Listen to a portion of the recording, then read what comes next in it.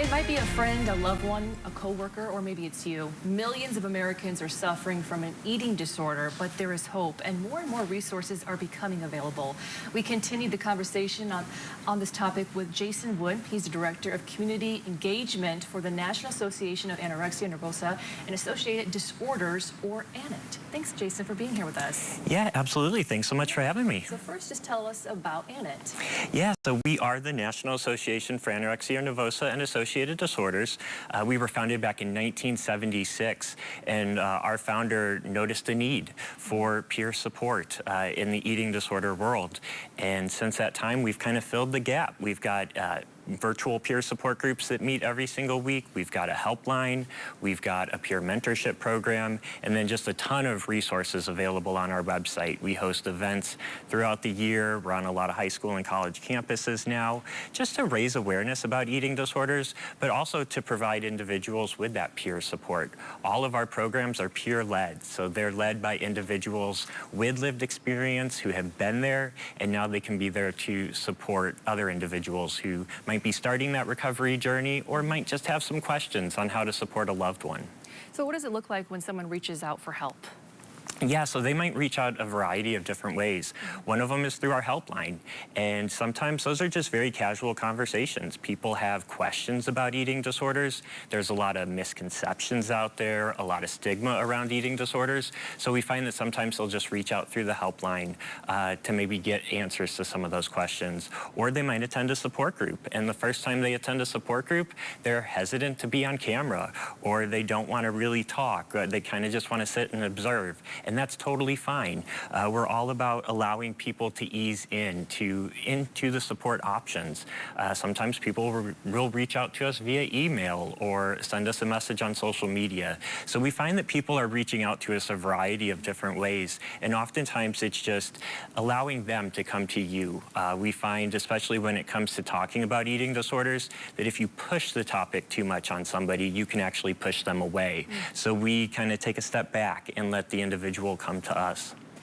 And how many people are you helping each year, roughly? Yeah, so we are helping almost 20,000 people a year now. It's incredible to see. Just in the 2 years that I've been with the organization, we've grown tremendously. There's definitely been a growing need for eating disorder support out there. I think we've all seen that since the pandemic when it comes to mental health in general, but especially in the eating disorder world, our helpline numbers tripled in the last 2 years alone. So we are definitely seeing a growing need, and we're really excited that we're able to continue to grow our programs to meet that need. What does a recovery journey look like? Yeah, so recovery is messy. Recovery is up and down. I myself was diagnosed with an eating disorder 5 years ago, and it's been an up and down journey for me. And I think that's one of the things that we try to get across to individuals who reach out to us is just to let them know that there's going to be really good days, and there's going to be really tough days. And no two recoveries are really going to look the same. Maybe what works for me won't work for somebody else.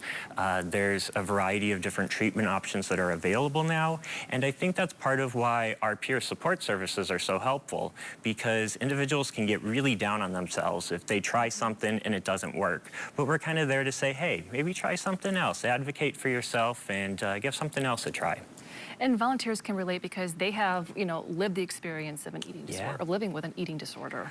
Yeah, absolutely. That's one of the really cool things about our organization is that we're peer-led. So all of the individuals that answer our helpline or lead our support groups, they are people that have been there. They have walked that road, that messy recovery road that I was talking about, and now they're giving back. Now they're kind of that voice of hope.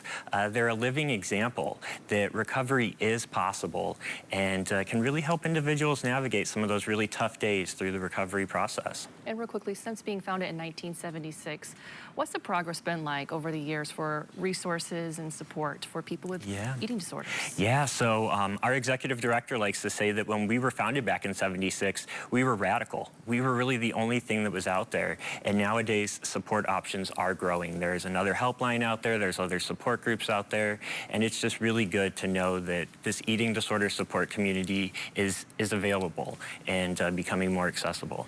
Awesome. Thank you so much for being here with us, Jason. Appreciate it.